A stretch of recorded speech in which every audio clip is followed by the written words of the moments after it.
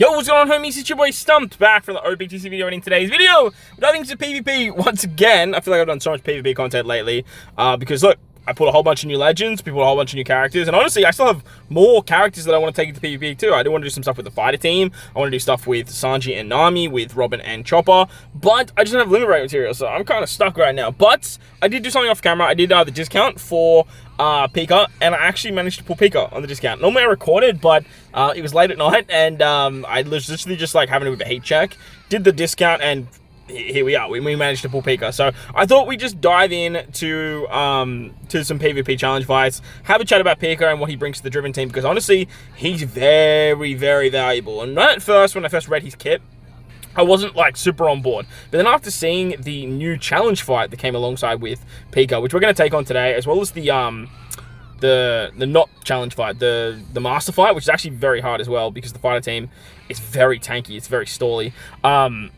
Yeah, Pika's very, very good, and the reason he's so good is because he actually nerfs the enemy team. He reduces HP, I believe, as well as reducing attack, and then he puts up a shield for your side of the team, and that shield's actually so valuable for Kaido and King to get the super special off. And when you have a level 150 Kaido King, you all know how powerful that character is, how much damage output they can provide. So big upside to my team is I actually chased Big Mom, Katakuri, and Roger Gaban on the worldwide celebration, and managed to pick up a bunch of Kaido Kings along the way, so I figured it was very fitting for this particular team. So Driven have definitely skyrocketed, in my opinion. They were already around that sort of top 3 echelons, but now we have a lot of damage output, and you can do a lot of fun things with the new Doflamingo level limit break, as well as just rocking something like Strength Luffy in the front lines, because Pika also buffs fighters, which Luffy actually is, and because Pika's strength, Luffy's buffing Pika, and the rest of the team is sort of just buffing themselves, whilst also buffing the rest of the team, and Blackbeard's just doing his Blackbeardy kind of things. You also have Kuma, you also have S-Hawk on the bench, and you can do some pretty disgusting,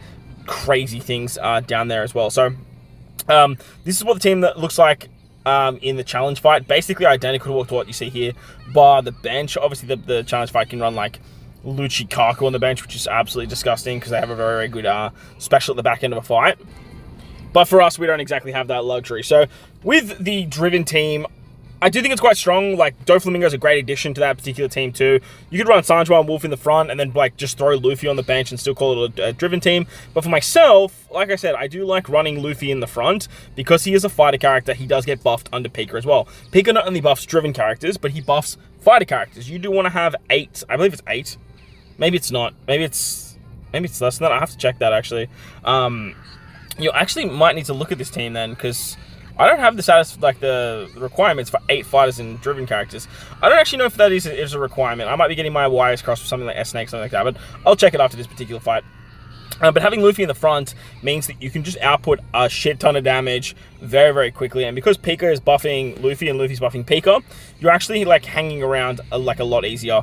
You're getting some very nice passives in for those wing units. And like I said, Kaido King, like, you do want them to take specials, so you don't want to really throw them on the wing too much. At the same time, you don't want them to die. So Luffy realistically only buffing himself, Blackbeard obviously just nerfing the enemy. Like, he's still doing wondrous things, and he can be that focal point for damage output, which is what the Driven team definitely lacked. Now, you can definitely run Doflamingo. You could run the 6+ Doflamingo when he comes out. I believe he's just a strength booster, though. I don't know if he buffs Driven as well. I'm fairly certain he buffs strength. He's super special, is kind of crazy, but I'm pretty certain he's just like a straight up strength booster. But he can definitely work on this particular team. The level limit break Dofi, as you guys saw in that previous clip, definitely works too, which is some really nice damage output that hits the entire crew, does some damage to defense and all that fun stuff too. But Luffy, like, Luffy's on another level. We've always known how powerful Luffy is. We've always seen how much damage output Luffy can do, and just having him in the front line here, like I said, it works wonders, because one of the big downsides to this Driven powerhousey kind of team was that damage output early. They could always survive very easily with like Bizarro and Sanji and Wolf and all the defensive capabilities that you had there, the half stats, all that craziness with special binding that Big Mom and Katakuri can provide, the revive and stuff, but damage has always been a little bit of a problem for them. Now, that doesn't mean that having the damage in the front, they're always going to win, because you have that sort of issue of, alright, well, I'm only getting double buffed with Luffy into Pika and himself, and then the other 3 units are kind of just sitting in the middle there, taking a lot of damage. But again, with the shield that Pika can provide, you can survive a few more hits. With the half stats the Big Mom Katakuri can provide, it works quite well. Blackbeard's obviously just nerfing the enemy. He's not providing any buffs anyway.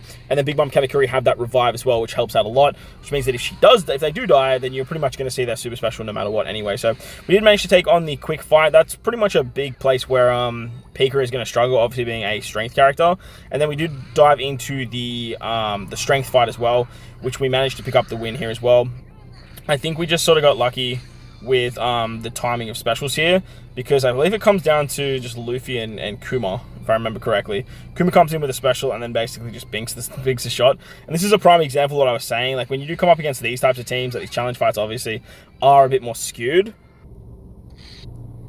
because the bench just has a lot more depth. But when you come into those like big bopping meta team fights and you're just running Luffy on the bench and running Sanji and Wolf in the front, you can kind of like tank them out until the sort of back end and then just sort of bring in a whole bunch of damage later in the fight. So this is obviously the challenge fights. I really want to highlight Pika and how he can sort of just amplify Kaido and King, as well as amplifying characters like Luffy, keep those real big damage characters alive with the shield ability, with the half stats that he can bring, and sort of just cause havoc with his nerfing capabilities. On top of that, he only needs 6 driven or fighter characters. I did check that to get the second part of his passive, which is actually very, very strong.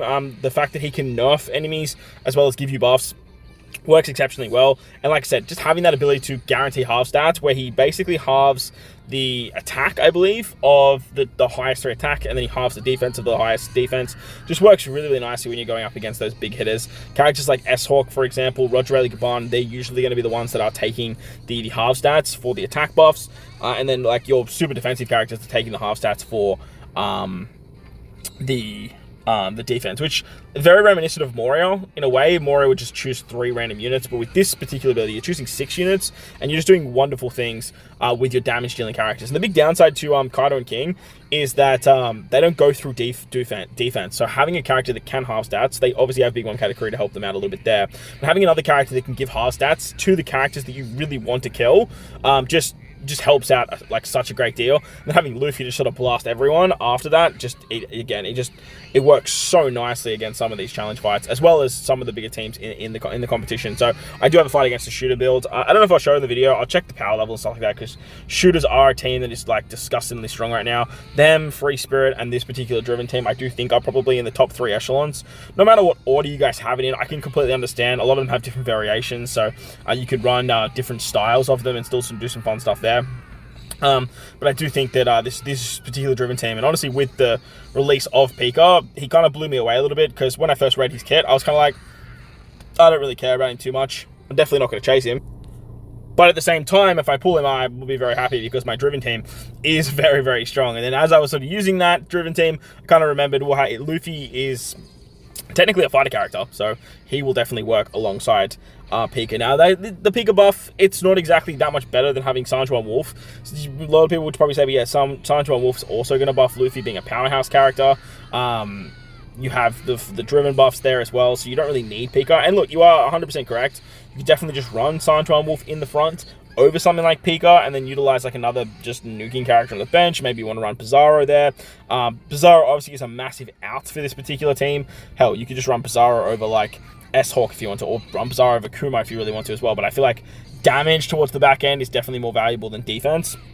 But the big upside to having Pika in the front lines is he synergizes so much better with the characters in the front lines. Sanjuan Wolf, he's helping out defensively, he's giving you that counter ability, he's giving provoke and stuff like that, but so is Big Mom Katakuri. The clash between the Big Mom Katakuri super special and the regular special of Sanjuan Wolf has always been a problem for me with this particular team. You'll get the super special off of Big Mom Katakuri. They put up that disgusting counter, the provoke ability that is so, so strong, and then Sanjuan Wolf will literally just pop a special after it, which overrides that. You get the lower counter ability, you get the lower the provoke that heads over to Sanjuan Wolf, and it just becomes a little bit of a problem there. In a perfect world, you want Sanjuan Wolf to go first, and then Big Mom Katakuri super special, which definitely can happen. But I find just having this particular setup just kind of guarantees you that a little bit easier. Plus, you're always taking specials in those middle slots. So having Big Mom Katakuri, Kaido King, taking the specials early, getting the shield abilities to keep them alive. Obviously, having a revive with Kaido Katakuri helps out a great deal as well. But having those abilities, or having the ability to take the specials, survive enough to throw them back, is just a huge drawing point to Pika. And Kaido and King, man, I feel like they have received the most monstrous buff with this particular character. They are now much more runnable in the front because you will definitely see that super special every single time.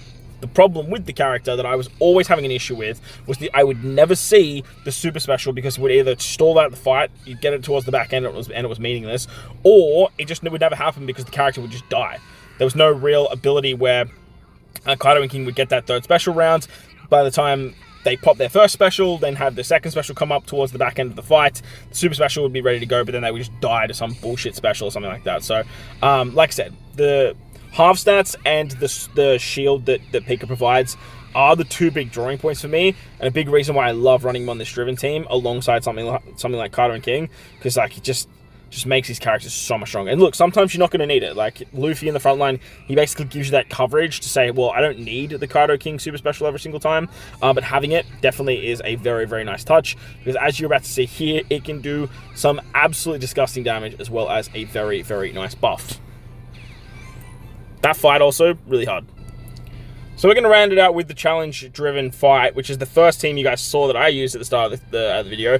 Now we're going to wrap it up with the end. As I was saying, that fighter master fight is actually fairly challenging. I've seen a lot of people struggling with it with some of the meta-based teams because of that level limit break 5 S-Snake special. It could just store you out and you just like lose. But obviously, like, you can get it done with the Driven Powerhouse team, you can get it done with the Free Spirit team. Slash team can clear it fairly nicely, as well as the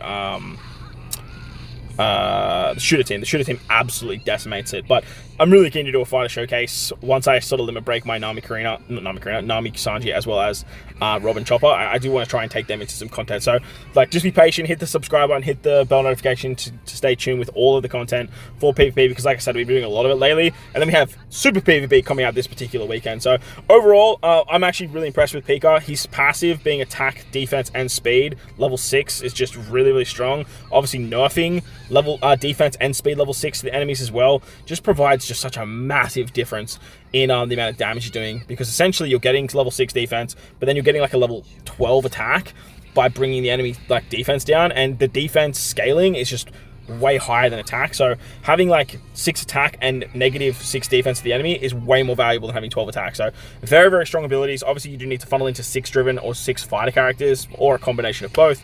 Very easy to do on these particular teams. So don't stress when you are building out this sort of stuff. And I'm very keen to see how it goes on a fighter team, like I said, when I boost some of those other characters.